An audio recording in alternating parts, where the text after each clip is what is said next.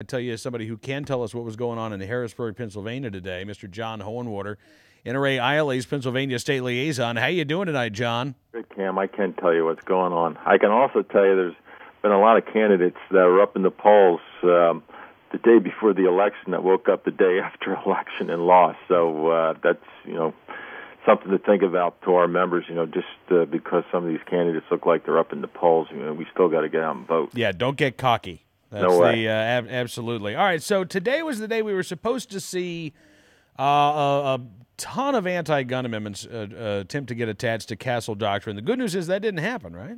Well, it didn't happen. There was quite a bit of debate among the members and in between both caucuses about how to address these amendments that were filed against this bill, because the way, with these amendments filed, you were going to turn what is a simple vote into perhaps an evening of voting. And I have to tell you, I'd still be in Harrisburg tonight if this procedural move didn't take place. Yeah, because they wanted to throw like everything out there. I mean, one gun a month, storage laws. Oh, we'd have been there all night, without question.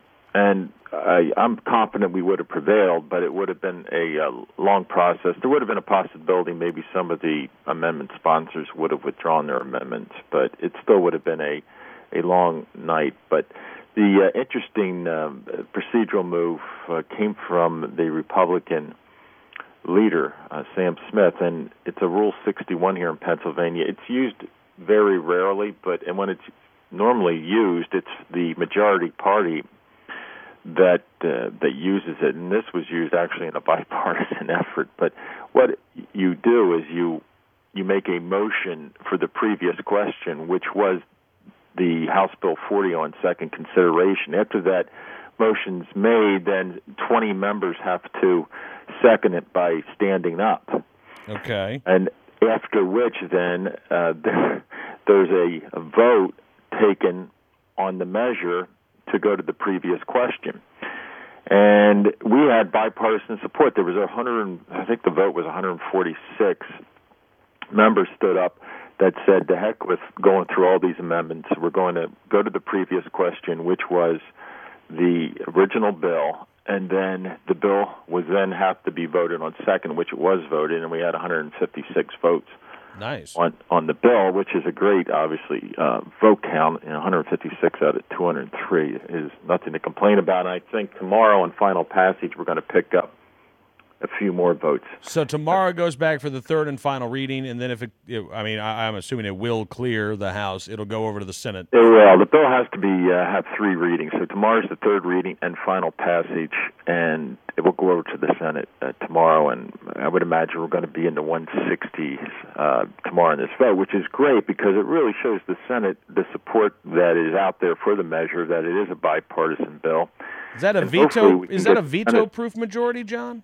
Excuse me? Is that a veto-proof majority that we're going to have in the House? If it was 156, we'll have veto-proof majority in the House. Okay. But the problem we're going to have is, they're going to be wrapping up things in a few weeks, and if there is any vetoes, there's absolutely no guarantee they're going to come back to do any veto overrides, because this probably could be the only veto that would take place. I mean, this. Really, when it boils down to it, the House did step up to the plate. They're going to vote this out tomorrow. It's going to have over 160 votes. This is now in the Senate, and it's time for the Senate to play ball on this measure.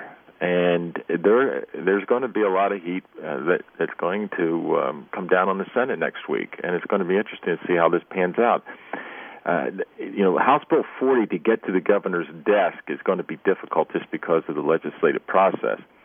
However, we have a bill sitting over there right now with an amendment filed, which is the House Bill 40 Castle Doctrine bill, and it's the measure that we tried to do last week. So it's sitting there.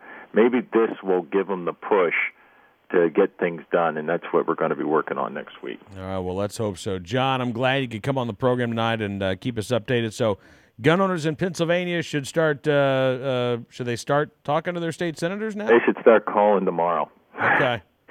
Get on the phone, start calling, because this is going to be, it's going to be a hot issue, and it's certainly not going to be a slam dunk in that Senate. I mean, there's no question the votes are there in the Senate. We'll have close to 40 votes in the Senate on this measure.